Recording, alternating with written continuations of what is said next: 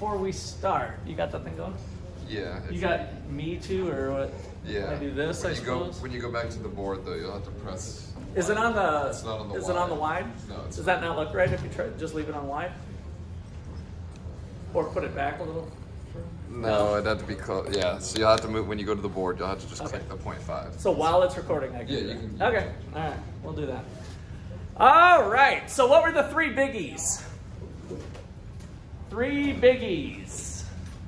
So yes, clear your phones off your desk. 3 biggies.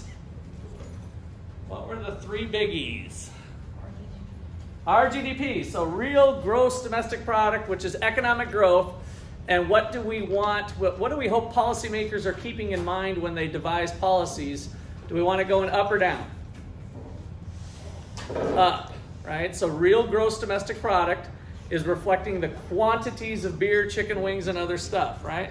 So we want that going up. So increasing real GDP. So get out a piece of paper that you're going to turn in for points. Did you guys get my notes that everybody who's on time to class is going to get extra credit from here on out? Every class meeting. Every class meeting. So I want you to put in your notes here the 3 biggies. Number 1 is increasing real GDP. Increasing real GDP. What was biggie number 2? Stable inflation.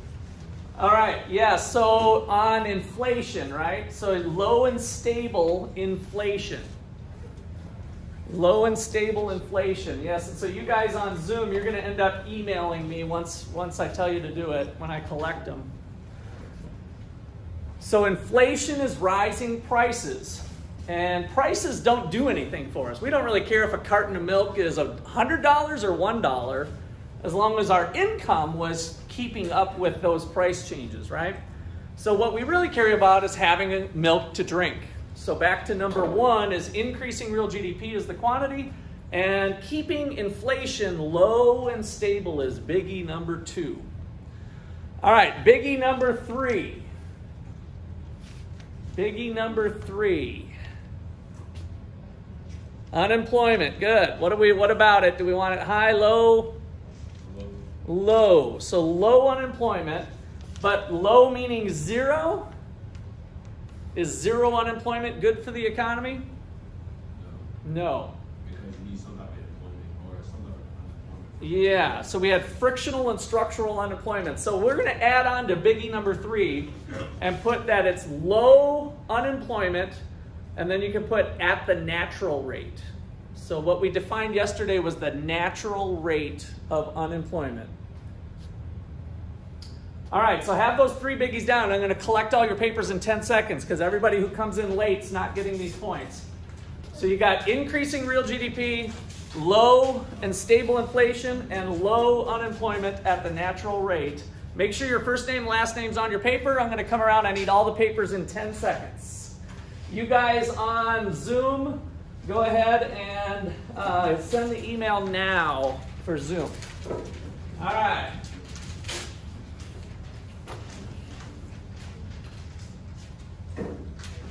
All right. 7, 6, 5, 4, 3, 2, 1. All right. Robert, did you just pass, or what were you doing? You're passing today? Okay. All right, it's extra credit points. We're going to do it every day now. From here on out, I'm trying to give you guys incentive to get here and get here on time. All right, so I told you yesterday when we went through this stuff that there was a lot of interesting details that I wanted to cover. And so that's what we're going to do now on some of the content that's in this chapter 8 on fluctuations. So we talked about the ups and downs of the economy, and here we've got real GDP from 1960 to 2019, and this is the rate of growth. So how much did the economy grow by? 8% growth here. So these were really strong times for the economy from the 60s through the 80s. But we did have some bad times too, where the economy shrank, right? So imagine if we think about beer and chicken wings at 100 chicken wings and let's just take chicken wings, 100 chicken wings. If we had 8% growth, next year we had 108 chicken wings, right? So we're thinking about the quantities of stuff in the economy when we think about economic growth and real GDP. And so what have we done lately here? Lately meaning 1990s through today. This band represents kind of the ups and downs of the economy. So here was a recession. And then what do you think happened with COVID? Did we go down or up during COVID? Down or up with COVID? This graph's not showing COVID. This is stopping here. We didn't have enough data by the time they published this textbook. So I'm just telling you, COVID's not there. What do you say? It's going down, right? So we kind of shut down the economy. We weren't making stuff. And so we weren't consuming stuff and making stuff like we were before. I'm going to show you something else later on to catch kind of the COVID action.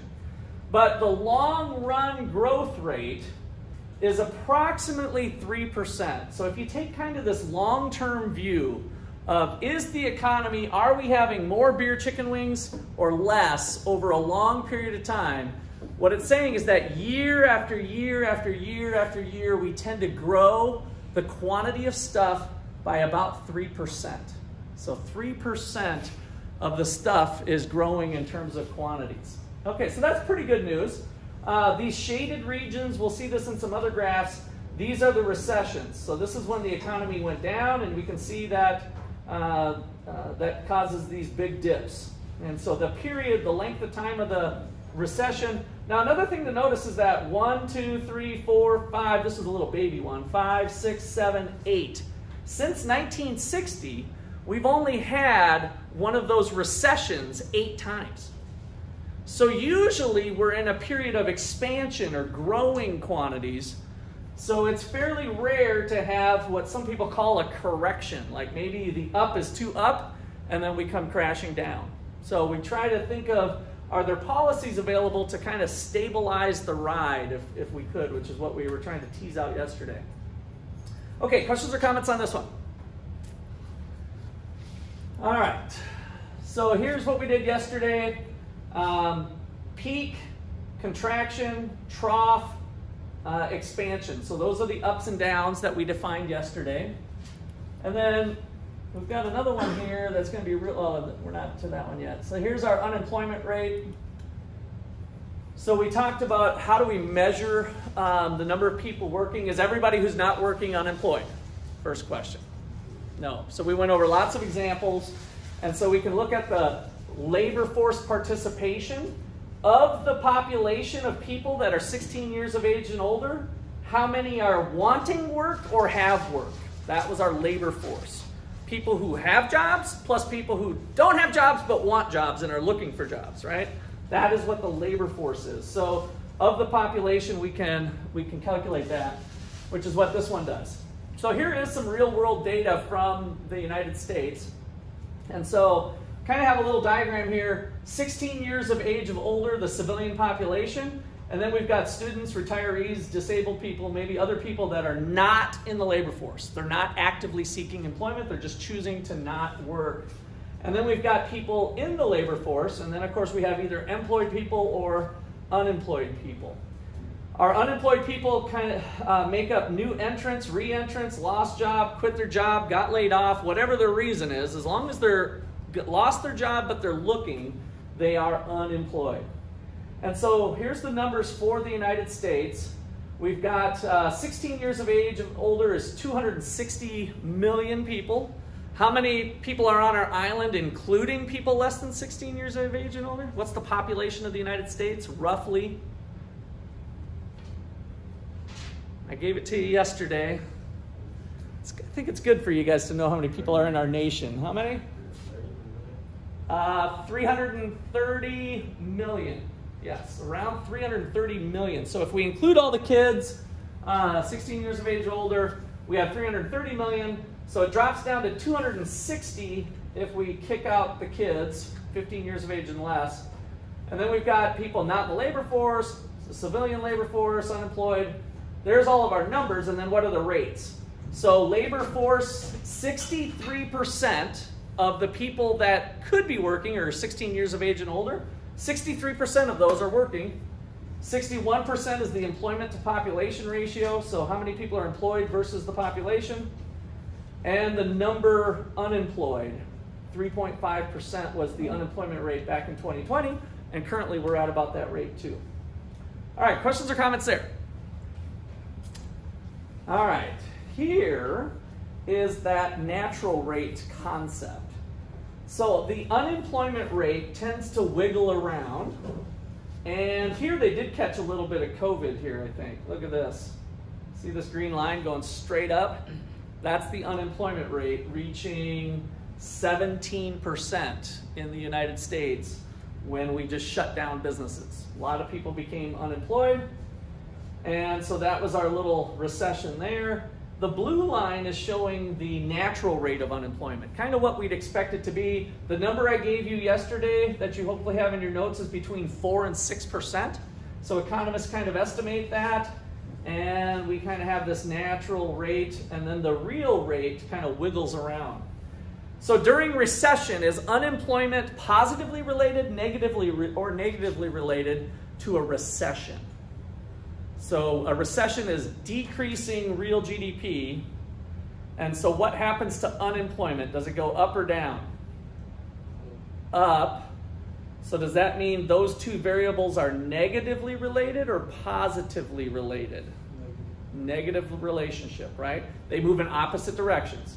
So once we think about that, economy's going down, real GDP is going down, unemployment's going up, or if real GDP is going up, hey, everybody's got a job, unemployment's going down.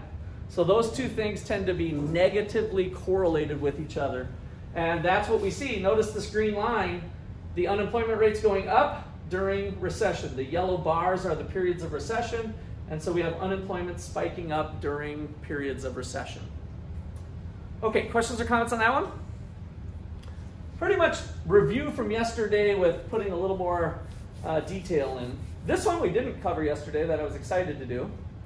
Labor force participation. We did talk about labor force participation, but we didn't break it into men and women.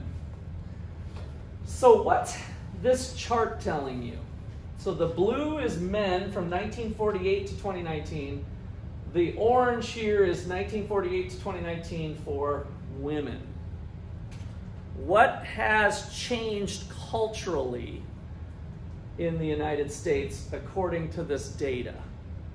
What story could you tell from the data if you had to write a little paper on this? Men is on the decline, so labor force participation. Now labor force participation, remember, is how many people are actually in the labor force as a fraction of the population, right? Labor force participation is, I have a population of guys, all guys, 16 years of age and older.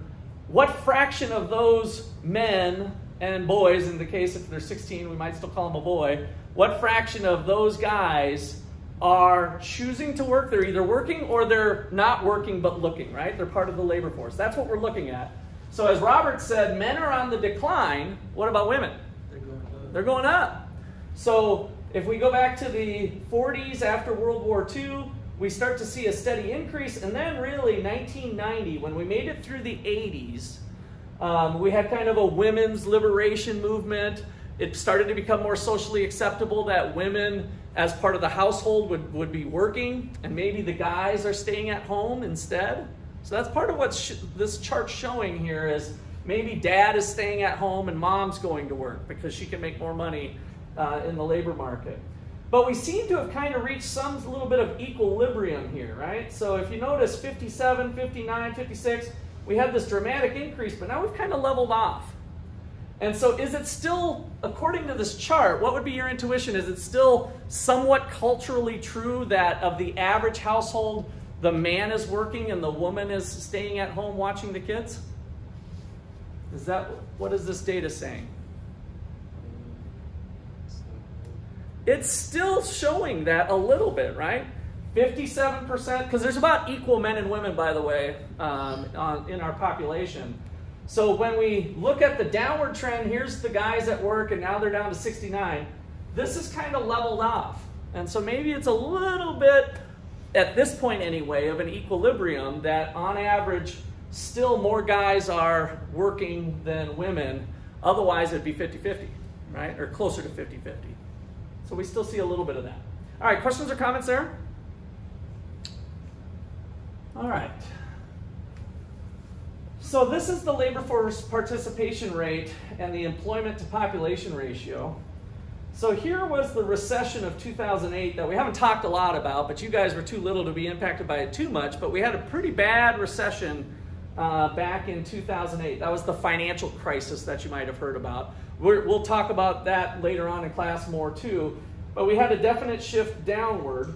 And then what is now going on in the 2000s versus prior to that? What is true about labor force participation?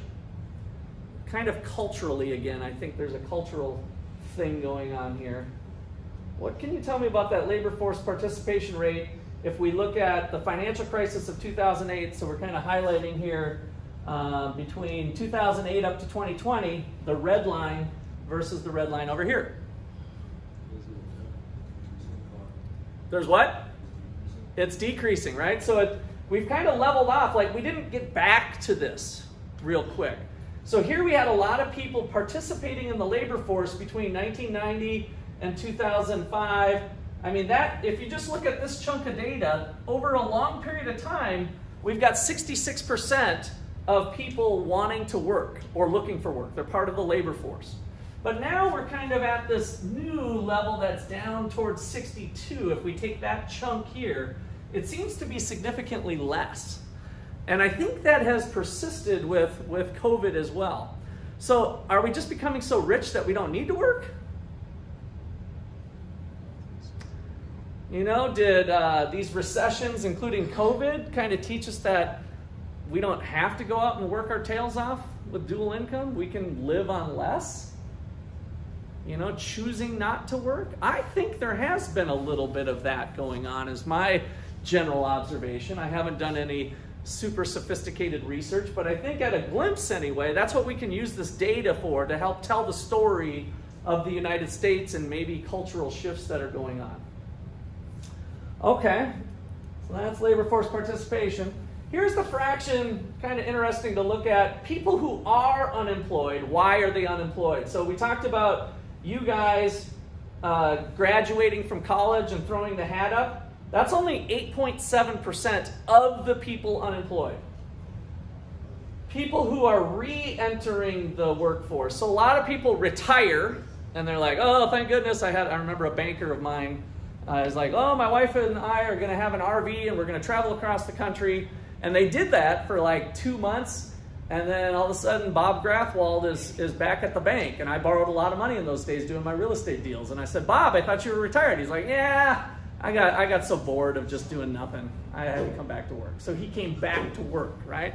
So he retired, but then came back to work. That's a re-entrant in the labor force, 30% there. Dismissed from previous jobs. So who got fired? Layoffs and job leavers. So these are the take this job and shove it. If you're a job leaver, you know, you gave your boss the bird and said, take it and shove it. Don't treat me this way. I'm out of here. And that might have been a healthy thing, thinking that we can find another job that's going to work better for us. All right. So unemployment rate by gender and age. So off to the left, we have men in blue here. And off to the right, we have women in orange. And then we've got the combination of both. What's this data telling? There's a couple different stories here. But look closely. I want you guys to be able to start to look at this data and draw some conclusions. What's one thing you could say about that? More young people are unemployed. Yeah, more young people. Good, Robert. So definitely when we think about unemployment, who doesn't have a job but would like a job? 16 to 19-year-olds, 11, pretty significantly higher, right, than other age groups. 20 to 24, there's our new college graduates, right? They're falling into that category a lot of times if they're graduating at age 22 or 23 or whatever. So they're somewhere in here. They're higher. And then we've got people that are stabilized more in their professions. All right, what about the genders? Who seems more stable with their employment, women or men? The women. Yeah, but So 2.8 in the holding age constant, we got 3% versus 2.8. We got 6.7 versus 6.1. We got 11.2 versus 10.8. So across the age categories, there's less unemployment for women. So what would be the reason for that? I don't know. That's what fun research questions are for. You know, we could try to think, is there something different about women than men that we start to observe that? Do they move jobs as often, or do they tend to stay where they're at? Do they try to avoid, you know, the chaos of job shifting? Maybe risk taking could be part of that. There's been some studies with that as well.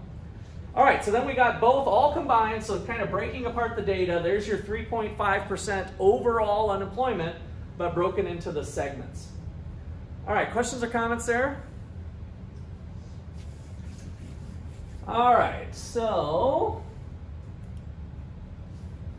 I don't really like this picture because it just doesn't wiggle around very much, but this is real GDP over time, actual versus potential. So I put that graph in your notes yesterday. I had a generic one, and remember I talked about the trend line.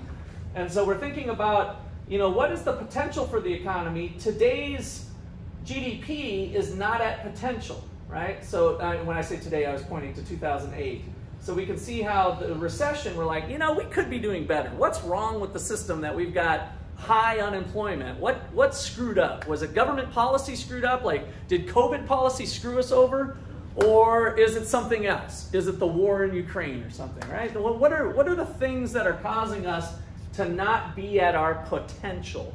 And so then maybe we can think of ways to do that. Is that through allowing people more freedom and control of their lives, or is it the government coming in and taking more control? So we've got this shift of, do we have more state control or personal liberty, personal freedom to think about? Because the more and more the state gets involved, the more tax dollars are being taken out of private citizens, right? So somebody's got to pay. And so if we have a smaller state, then we're thinking about leaving money more in the hands of private citizens.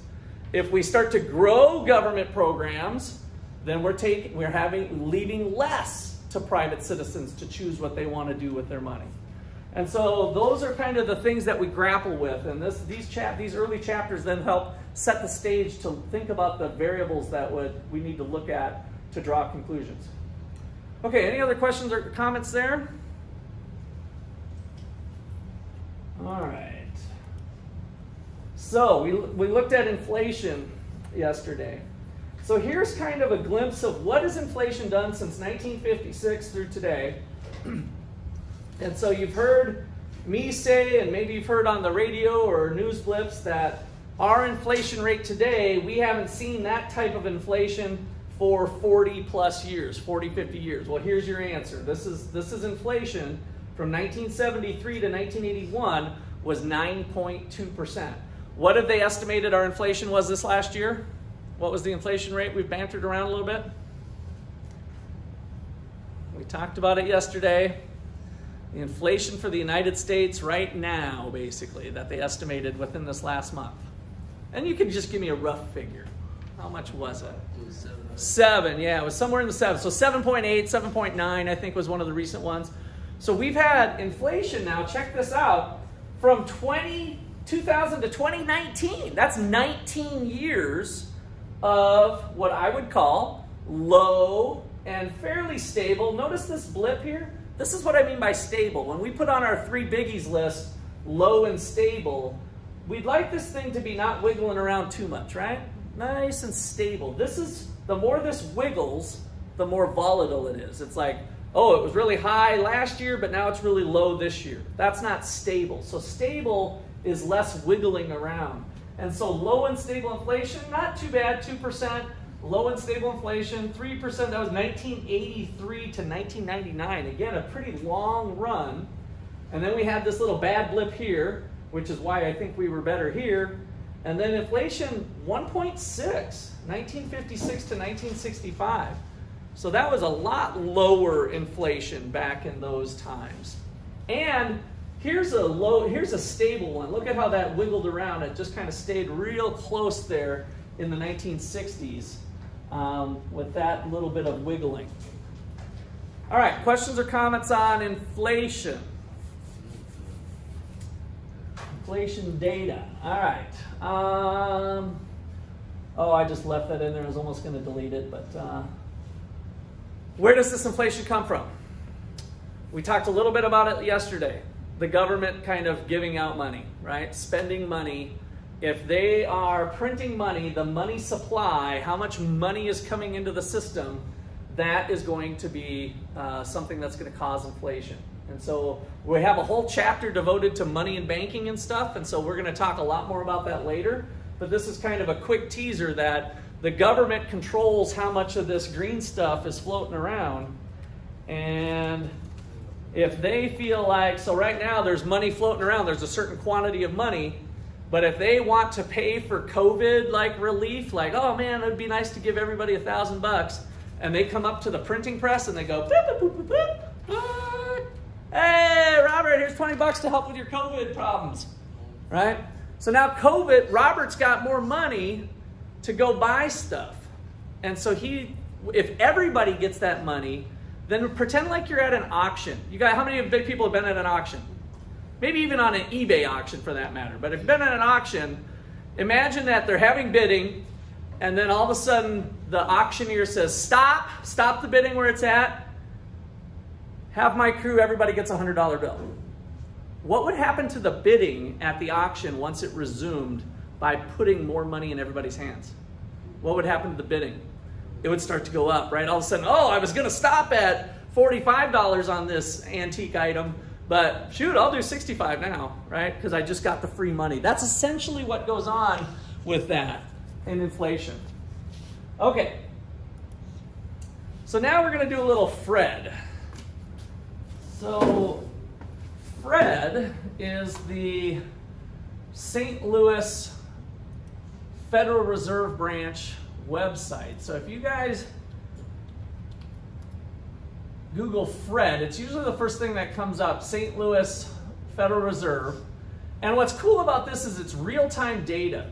So let me take real GDP. This is just kind of one of their quick buttons that they have.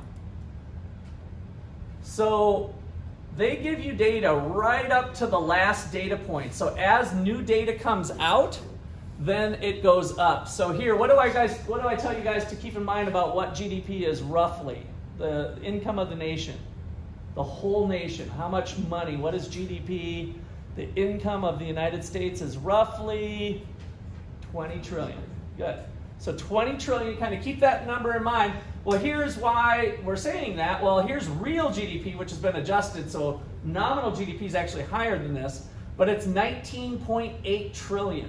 So it's 19,810, but these numbers are in billions of dollars. So 19 trillion. There's COVID. So check it out right here. In Q2 of 2020, when did COVID come out? When did we learn about COVID? Like, oh crap, maybe we ought to not come back to school. What month? That was around like March. Yeah, after spring break, right? It was like March Madness, and we're like, oh wow, let's kind of cool it, and we're kind of scared of this virus. So January, February, March is quarter number 1. So April, May, June is quarter number 2. And here's what happened to GDP in quarter number 2. We went from quarter number 1, let me come back up here. There it is. 18.9 trillion, and we dropped to 17.2 trillion. Just like that. From shutting down the economy, we lost over $1 trillion worth of economic activity, of income that were people earning. Just like that in the matter of a month or two. So that is real gross domestic product. Any comments or questions there? So it's kind of fun. You can also take these little dials here, like let's say we want to just look closer at the last 20 years, your guys' life. So you can shrink that baby up. We were at 14 trillion, 15 trillion. And so remember, economic growth is the percentage change in GDP each year or each quarter, depending on how you're measuring it. Okay, so then let's see, this little box here's got the other stuff, so let's do unemployment rate. So there's unemployment from 1950 all the way through today. So here's, I'm going to put it on the last time we calculated it. So the last available data was February, because we're just ending March, right? So February 2022, 3.8%, just like we had thought before. But check it out, here's COVID back in September 2020, 7.9. And then there's that high point up here. I don't know if I can get that high point. 14.7% for the unemployment rate. And then we see what that's done over time. And again, we can kind of shrink this up and look at the last 10 years. There's unemployment. So we start after the Obama era, and we come into Trump, I think was 2016. Unemployment's doing good, unemployment's doing good. Just before the election, COVID hits, boom. And then apparently we don't like the way Trump's handling COVID, among other things that he handles. And Trump loses office, Biden comes in, and we're in this COVID regime. And now we've brought it back. We've seemed to have kind of gotten back to the level we were before pre-COVID. But now things are different. Inflation is here. So we're at unemployment levels that are back to where they were, but we're not at the prices and price changes that we were before. So, you know, what impact is that inflation going to have on the economy? I suspect, unfortunately, we're probably going to head to some recession and unemployment's going to climb again in response to some of the uncertainty that we have with inflation. So let's see, here is inflation, consumer price index. Now what this is the price level. So you remember, you guys, when we first did it, we had we calculated a number for each year, and you guys helped calculate it. We had the Kennedy base year. Well, the base year here, there's a little bit of more complexity, but basically these are in 1982 to 1984 dollars. So like we had the Kennedy base year, we're kind of basing everything off of that time frame. So if we drag the cursor back to 82, that's where our number 100 is going to be. Kind of, it's an average between the two. So August 1983, there's our base year of 100, just like we did in class when we calculated the numbers. And then that means over the course of, since 1980s, we've had the average level of prices increasing. So then how do we get the 7.8%? We can edit this graph. So another kind of cool thing with manipulating this is we can take the percentage change from a year ago. And then the data automatically changes. And now what it's done is it's calculated the percentage change from 1 year ago. And so when we hear on the news that inflation in February was 7.9%, that's what they did. They took the 284 minus what it was a year ago, divided by the old number, new number minus the old number, divided by the old number, 7.9%. And so that's inflation. So inflation over time, again, now looking at it a little bit differently, it's been in this band. You know, what does the next 10 years look like? Are we going to stay up here, or is there going to be something that changes to bring us back down here? Is it going to look as ugly? Are we eventually going to get up to this 1970s, 1980s level? That's what I was going to ask. Yeah. Can inflation possibly stay at like 7%? Can it possibly stay at 7%? Absolutely. So in order to get it, this is where I think our leaders are pretty weak, that it's pretty well known to suck the inflation out of the economy. They would have to decrease the amount of money, the kind of the increasing the money thing. They'd have to pull that money out. And I don't think they have the political will or the cojones to do that. That you're not going to be a very popular person driving the economy into recession and bringing the inflation down. So their current path, by the way, they're pretty transparent about this. They're basically saying, oh, I think we can, you know, slowly start to decrease the money supply because we don't want to rock the boat too much. And so unfortunately with those words, I think we'll stay at 7% for a while. I think it might be till, I've heard Jim Gortney mention this once. I don't know what studies he had done, but after what Peter did with the inflation talk and what Jim Gortney's done, maybe it's 2026 before we get out of some of this mess. So we could be looking down the road a ways. If they change their action, though, they could bring it down. But it's going to be some consequences of higher unemployment and recession. But that might be a price willing to pay. Like, I'm usually of the mindset of like, don't pull the Band-Aid off really slow. Like, oh, if I go slow, it won't hurt. You guys have done this, right? Pull the Band-Aid off the wound, and it's like, oh, if I just go slow. I say just rip that sucker off, right? So get it corrected. It might hurt more in the moment, but it'll hurt less going forward. So I'm more of a let it ride type of person and get the bad news done with. But that's not what we did during the financial crisis, and I suspect it's probably not what we're going to do here.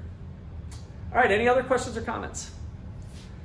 I think that's all the ones I wanted to show you to kind of give you a good broad feel of what's going on with the real world here. Let's see, where do I got my PowerPoint? There we go. Yeah, so that's it. Check out some data with Fred. And there's Kennedy.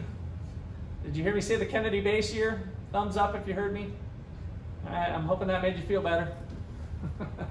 All right, we're gonna turn this around and start our next chapter. So I got to get my equipment set up here again.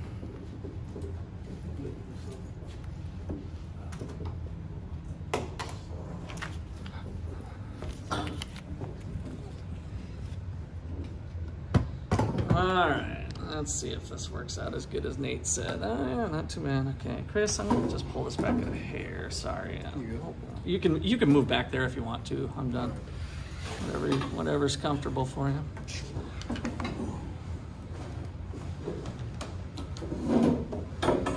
All right, so this one's set up for you guys. Oriana, what happened to your video?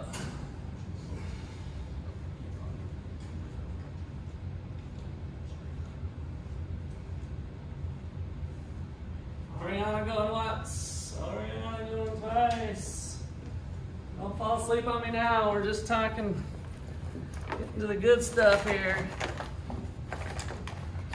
Okay, so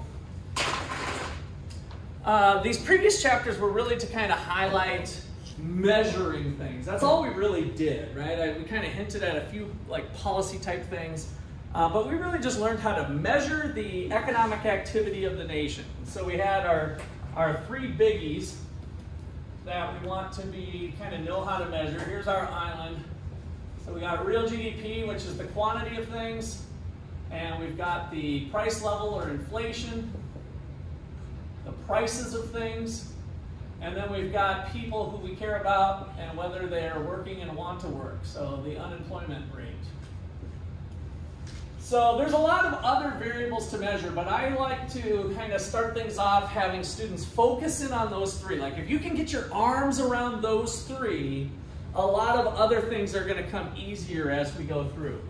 So there's our three biggies that we're going to start with. And now that we've got them to a point where we know how to measure them, we need to talk about how to predict.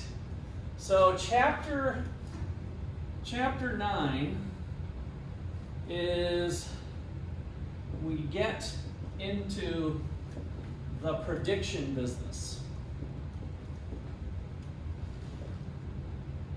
We get into the prediction business by creating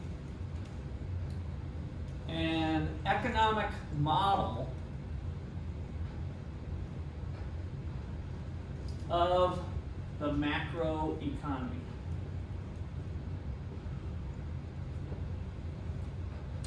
An economic model of the macro economy. All right, so this is going to be a supply and demand type of framework. So we think from micro class, or chapter 3 in the book, we covered the microeconomics class. So recall chapter 3 and micro, supply and demand. So there's some connections here that we want to build up our macro model from our microeconomic foundations. So what did that look like? Well, we had the quantity of beer, and we had people who were making decisions about how much beer they want to buy. As beer got cheaper, people bought more beer, right? So that was the law of demand. And then as income changed or the price of related goods, this demand curve could shift around, right? And then we had Budweiser and other beer companies that were trying to maximize profits, and they were willing to supply beer to people. And if prices were too high, then prices would adjust down. If prices were too low and there was an excess demand, prices would adjust up. So we ultimately made the argument that prices will tend to eventually converge over time and adjust to what we call equilibrium. And so there'd be an equilibrium price of beer and an equilibrium quantity. So maybe there was 100 units of beer being purchased and 100 units of beer being sold at a price of $18. And that was the beer market. So now our challenge is kind of big, because now we're not talking about just beer, we're talking about beer and everything else.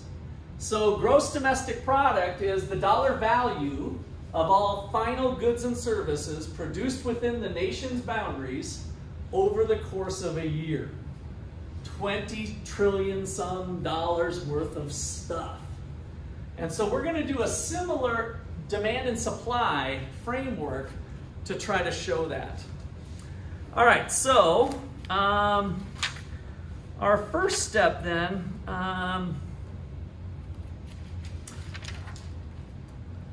is to look at demand. I kind of wanted to see if I got the labels right here for what you guys do. Price level, yeah. Okay. So aggregate demand, AD. So the word aggregate is used, meaning we're adding up everybody's activity. So yes, we demand some beer, but we also demand chicken wings, lawyer services, dental services, university education, all the other stuff we also want. Let's see if I can find my cool notes here.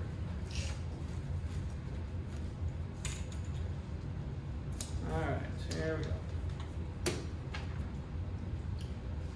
So, aggregate demand is the demand for all final goods and services.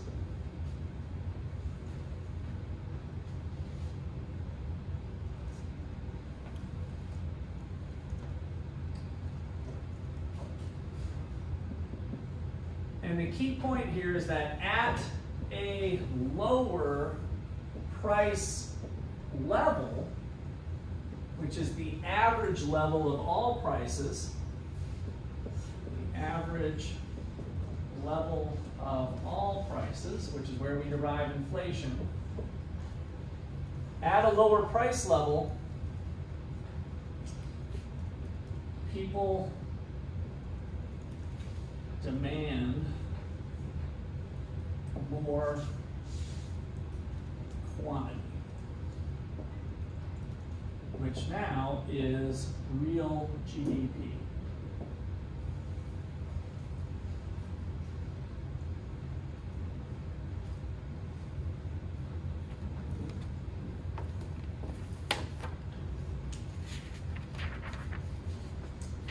All right, so let's draw this thing. So we got the demand for beer over there, but now what we're going to be measuring in the macroeconomy is real gross domestic product. which is really quantity, right? That's why I put the focus on quantity of stuff. So real gross domestic product is on the horizontal axis, which includes beer, but it includes everything else. And on the vertical axis is the price level, the average level of all prices. So PL is the notation that we'll use. And so holding all of the things constant, we would have a demand curve, an aggregate demand curve that's downward sloping.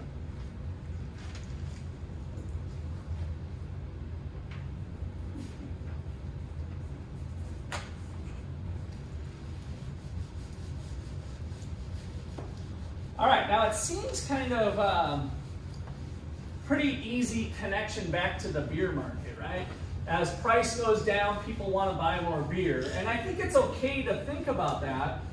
But here's the catch, is like, if you don't drink beer, so let's say beer prices are down and you want to buy more beer, that also might have meant that, let's say you think beer and wine are substitutes for each other.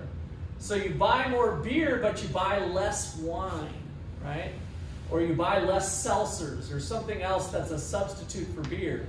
And so while the price is going down, you're buying more beer, you're actually buying less seltzer too. So all of that's kind of being captured here in the aggregate demand curve. All right, so let's see. Let's put on here, why does the aggregate demand curve, why does AD slope downward?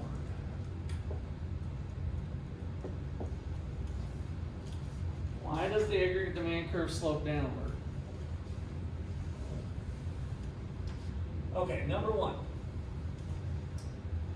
At a lower price level, the purchasing power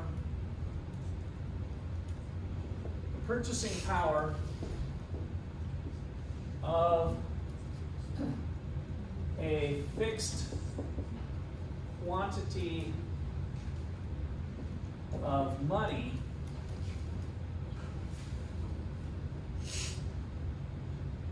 increases.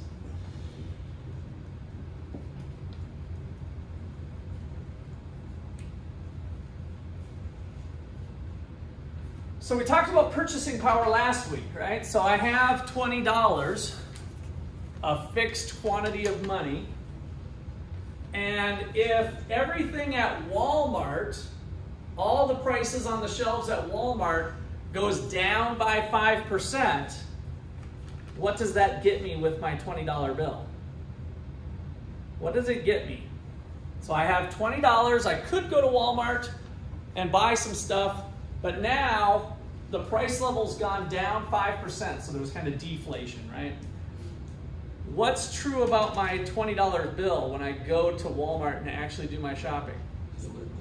I get more in my shopping cart, right? More stuff. So now I have 5% more quantity in my shopping cart from a fixed sum of money. All right, so that's part of the reason if this goes down, I can buy more, right? I have more purchasing power is the word that we used before with that. Okay, good. Number two.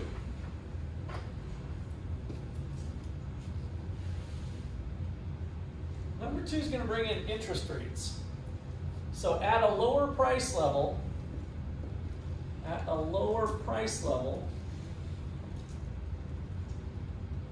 the demand for money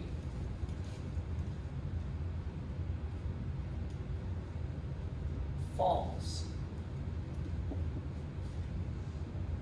and lowers the real interest rate.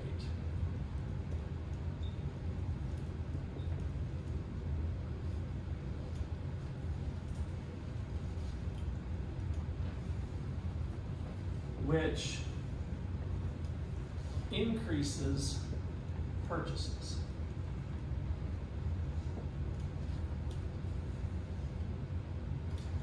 So at a lower price level, the demand for money falls, and interest rates fall. So we'll talk more about this money market later, but if we don't need as much money, so instead of needing $20, if I want to buy that, it's kind of the reverse of what I talked about. Like instead of needing $20 to buy 100 units, now I can do it with $19, right? It takes less money to buy the same amount of goods. And so the demand for money falls, and then we're going to show how that relates to interest rates. If people aren't needing as much money, there's going to be an impact on interest rates. When interest rates are cheap, do people borrow for new cars when interest rates are low? Yes. Do they borrow for furniture? Do they borrow for maybe purchasing flat screen TVs? So the interest rate for large ticket items, especially, and houses for that matter, is sensitive to the interest rate. All right, and then finally, number 3. Let's see, can I squeeze this one in here? I'm going to try. Number 3. So ceteris paribus, other things constant. Ceteris paribus, other things constant, which was that important word we had. A lower price level is going to change our desire for foreign goods. So a lower price level will make domestically priced goods less expensive to foreign goods. Let's get that one written out and then we'll unpack it.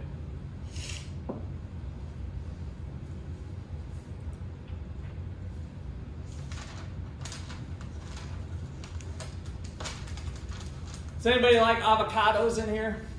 Absolutely not. I'm not a big avocado fan myself. It seems like you either love them or you hate them, but avocado, how about strawberries? Do people like strawberries? We got some strawberry fans? All right. So we get a lot of avocados and strawberries from Mexico.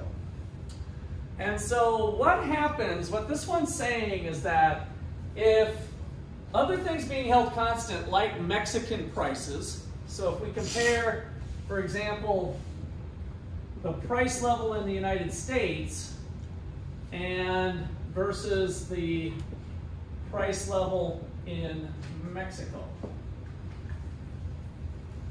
And so this says, holding other things constant, if US prices fall and these stay the same, this is the, sometimes we use this math notation of putting a bar over it. So down arrow for the United States, a lower price level will make domestically priced goods, American goods. So this is, if we're in America, domestic means in the USA, right? Made in the USA goods. Less expensive to foreign goods. So, what was in our cigarettes besides tobacco? So, GDP, cigarettes, what was that equation? What were the cigarettes? What's the C? Consumption, not consumer, but consumption. So consumption plus, what's the I? Investment, which is not stocks and bonds, but purchases of businesses, of capital equipment, buildings and machines, plus, what's G? Government spending. How much money is the government spending on toilet paper for the White House or weapons of mass destruction? Plus X, which was net exports. Good. What we're selling to the rest of the world minus what we're selling from them. Okay, so now, if the United States stuff looks cheaper, if the United States price level goes down and the rest of the world stays fixed, what happens to net exports? Do the Mexicans want to buy more American goods or less? More, right? So US goods look relatively more attractive to Mexican goods. We could also think of maybe some strawberries and avocados are being made in California. And so now our strawberries and avocados are relatively cheaper than the Mexican avocados and strawberries, right? So we have this little change, a little shift that would move us towards domestic goods. So as the price level falls, we would sell more to foreigners, an increase in in those goods for real GDP. So let's put down that key here, point. So this one is really, if you want to add on, this is exports minus imports, is net exports, is the X in our cigarettes. And so a decrease in the price level for the United States leads to an increase in real GDP through an increase in exports and a decrease in imports, because we're going to not buy as many Mexican avocados and strawberries ourselves. We're going to continue to buy American, and then likewise the Mexicans are going to buy more from us because of our price level falling. So there's kind of a double whammy here on net exports that causes GDP to go up. Okay, questions or comments on that? All right, so all of those are just arguments to why we'd expect the aggregate demand curve to be downward sloping. Okay, let's talk about supply. So I'm going to go ahead and just draw it on this graph since we have it already. So the short run aggregate supply curve, which they call SRAS, looks like our Budweiser supply curve, right? Budweiser beer. But again, it's a little different because it's the supply of all goods and services in the country. All goods and services GDP. And so how do we get that to where they're supplying more? So let's put aggregate supply here. So, and actually let's put, actually maybe I'll put that as two types. Two aggregate supply curves.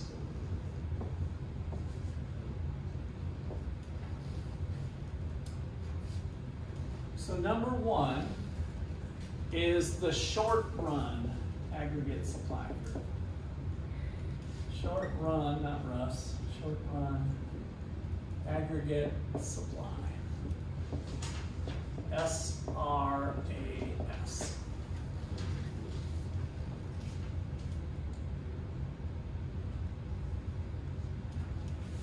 Okay, so what's kind of weird here is we've got this upward sloping supply, which is what we had for Budweiser too. But now, in order to explain this one, I want you to recall micro again. Recall chapter 3, beer supply.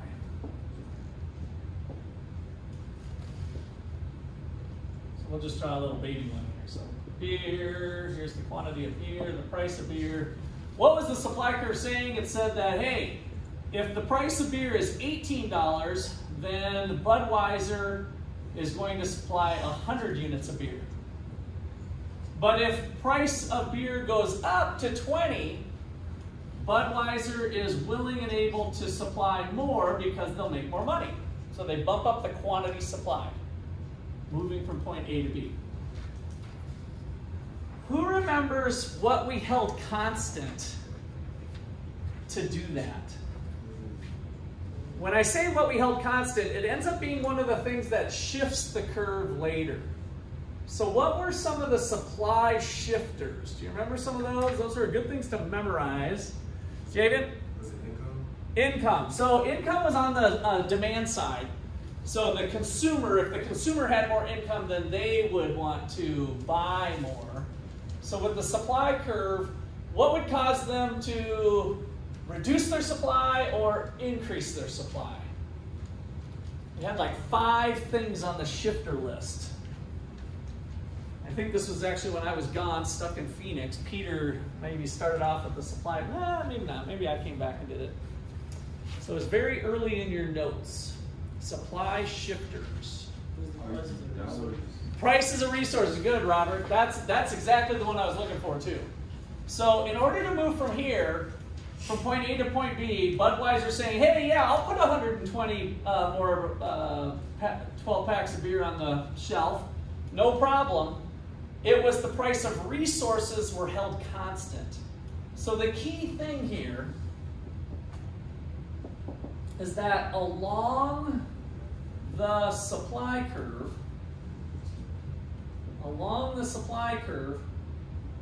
the price of resources is held constant. For example, wages, machines that they use, taxes, which isn't really resources, but nonetheless it was one of our shifters. So wages, machines, taxes, etc. All of the cost of doing business, those were held constant along here. In other words, Budweiser would say, oh, you're going to raise the price to 20, but then you're going to raise the minimum wage, and I use a lot of minimum wage workers, let's say, from $7 an hour to $50 an hour. It's like, screw that, right? I can't bump it up if you're going to raise, if wages are going to go up by that amount. Or the price of the ingredients for beer, or maybe there's some regulations. So anyway, all of that stuff, Robert hit it right on the head. All of those costs of resources, the cost of doing business, the price of resources, all of that stuff was held constant for us to move this direction. The reason I'm making such a big deal about that is that's exactly what we need to do to have this work here as well. So when we talk about inflation and the price level going up, along the short-run aggregate supply curve, it doesn't include wages, it doesn't include barley and water and hops and glass and cardboard and taxes and other costs of doing business. The cost of doing business is going to be constant for everybody because we're talking about real GDP. All right, so that same concept is true. So the key point, that same concept for micro is the assumption made for the macro short-run aggregate supply curve.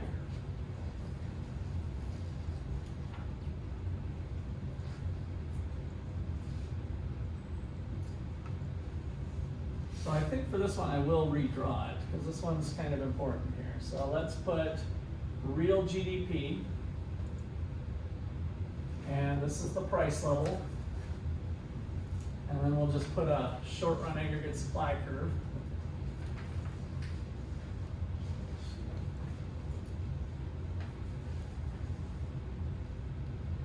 And so just to make up some numbers here, let's say at the average level of prices being 100, the GDP for the nation is 20 trillion.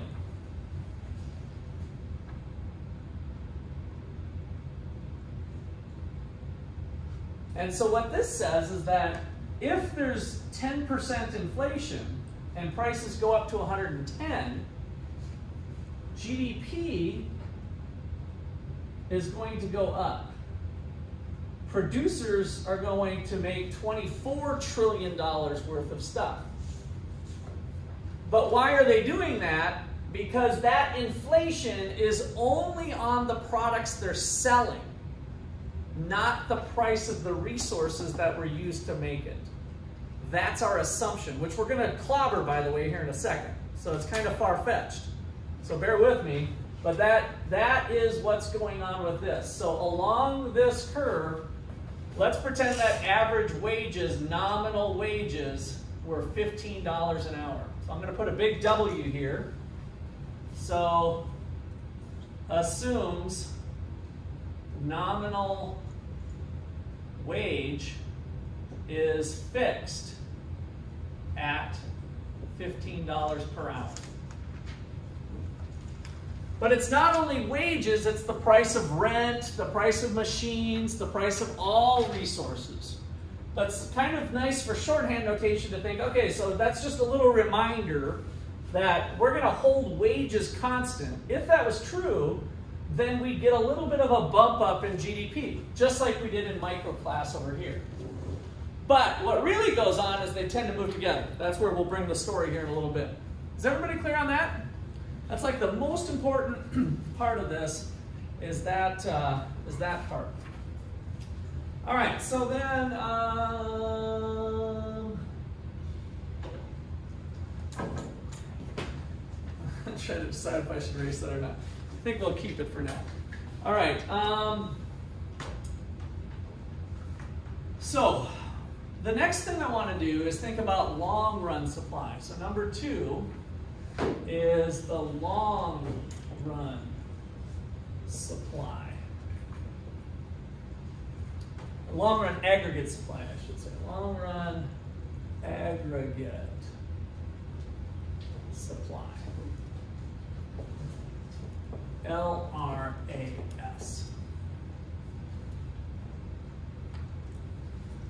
So we're kind of seeing this in our economy a little bit right now. Is that if you're currently making $15 an hour, and if the United States is currently experiencing 7.9% inflation, what do you need to go to your boss and ask for in order to put the same amount of stuff in your shopping cart? You got to ask for a raise. If you get a 7.9% raise, then you're able to go to Walmart and put the same amount of stuff in your shopping cart. So your purchasing power has remained the same. So how much can the economy actually produce is what we're thinking about in the long run. And so this long run supply curve, the reason we brought up potential is it shows what is the potential of the economy. So shows the potential real GDP for the economy at full employment. So yesterday, hopefully you have in your notes, I think we wrote it down, the idea of full employment. What is the unemployment rate when the economy has full employment? That's how I kind of brought it to you. If you look back in your notes from yesterday towards the end, I think it was towards the end. So if the economy is fully employed, like all the resources, everything's firing on all cylinders, how much is the unemployment rate when we are at full employment? Because remember, 0% unemployment is not what we're thinking is ideal. What do we call that unemployment rate? The net, I think I heard Javen. The natural rate. Yeah, is that what you said too, Robert? I didn't think you said it, but I heard Javen say the the natural rate. So basically, if you want to put in parentheses here, we are at the natural rate of unemployment when we are at full employment. Okay, so what does that picture look like? So I'm going to draw a little mini graph down here, and then tomorrow Thursday we'll put it all together. So somewhere along here shows the potential for the economy, right? The economy's firing on all cylinders, and What really goes into how much stuff we can make is the quantity of resources. Land, labor, capital, entrepreneurship, right? The basic foundation is how much, if we go back to the production possibilities frontier, what's the maximum output we can do? What's our potential? So somewhere along your horizontal axis, go ahead and just make a dash and put Y pot. I'm not asking you why you're smoking pot. I'm just saying Y pot. That was the shorthand notation I gave you for the potential real GDP. Somewhere along here shows the potential, kind of our maximum long-run sustainable level of output. That amount of output doesn't depend on prices. And so it's a vertical line, and that is the long-run aggregate supply curve. It is independent of prices. It doesn't matter if a loaf of bread is $100 or $1, as long as the price of resources is in balance with it, inflation doesn't matter. The real economy comes down to what are we doing with our land, labor, capital, and entrepreneurship, and there's some sort of maximum amount that we can really be sustainable at in the long run. All right, we'll pick up there on Thursday.